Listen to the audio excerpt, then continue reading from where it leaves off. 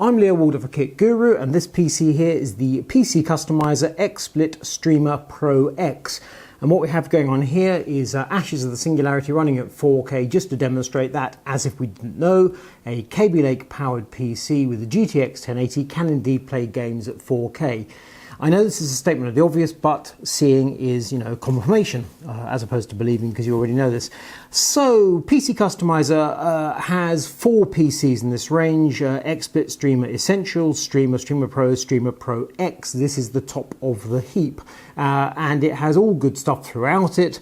And the object of the exercise is that you can not only play games, but can also use XSplit to stream those games. So therefore you need decent quality hardware and plenty of CPU cycles, because XSplit takes about 10% or so of your CPU clocks.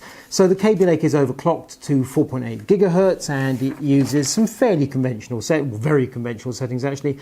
1.35 core voltage, 48 times 100 megahertz on the base clock. Really rock solid, steady settings. It's actually the sort of thing we quite like to see. Reviewers sometimes are concerned that when they get sent an overclocked PC, they're getting like a reviewer special running at some silly speed that you, the customer, are not actually going to get when you pay your hard-earned cash.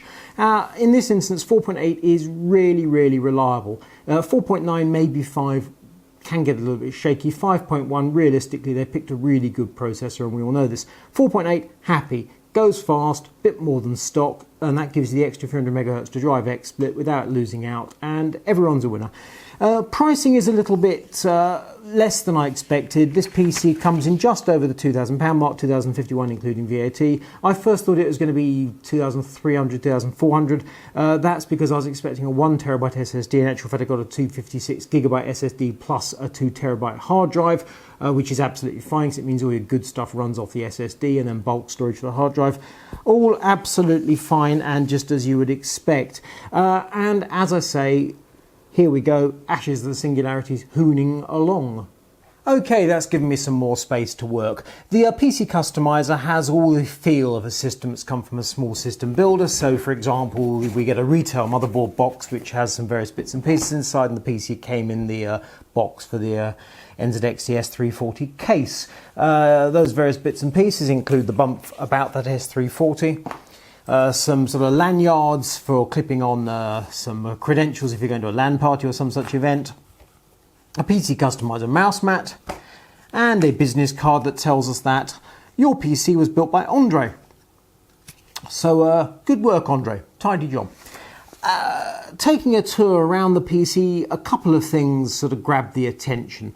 The first is the blue lighting, which is fixed. There's no aura in this. So we've got the 4 Corsair ML fans in blue, and we've got these LED strips. They are set to blue. Inquired about this, and the reason is because the theme is XSplit, and XSplit's colour is blue. So PC Customiser has gone with blue. Also, this NZXT S340 has some blue highlights on it. I've seen a few NZXT S340s over the years. I don't recall one with blue. Various blacks and some green, not blue.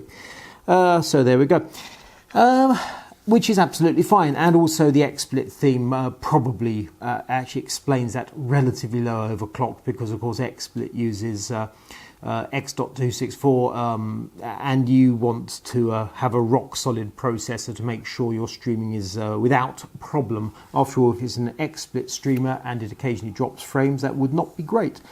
The other curiosity is the liquid cooler. It's a Corsair H100, not an H100i, and I must confess I wasn't aware there was still an H100. I thought it went over to the i some while ago, but this does not have the USB i-Link bit.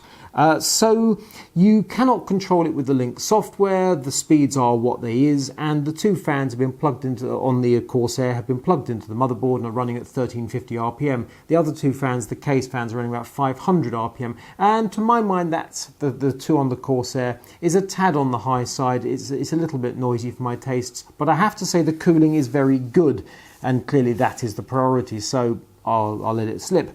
So CPU idles 25, goes to 63 under load. GPU idles 34, goes to 69 under load. Absolutely fine, no problem at all. The PC draws 60 watts idle, and that goes up to 300 under load, which is exactly what you'd expect for a system like this. So the fact it's a relatively small case, it's got to flow the air, 4 fans, it's going to be slightly noisy, that's just all there is to it. Performance, on the other hand, balances against that, is very good. So overall, a success. It is hard to claim that this is a thrilling or scintillating PC because honestly it's not. It's a perfectly decent job of work, it does a certain thing, at least it's a PC with a theme, in this case XSplit streaming. Whether that matters to you or not, that's obviously a personal thing, but if it is, great. If it's not, okay, it's still a gaming PC, in which case you might want some RGB rather than blue. But there we go. Overall, as I say, thumbs up and happy. If you like this video, do please give us the thumbs up. If you don't, thumbs down. And if you want more from KitGuru, please click to subscribe. I'm Neil Ward for KitGuru. This is the PC Customiser XSplit Streamer Pro X.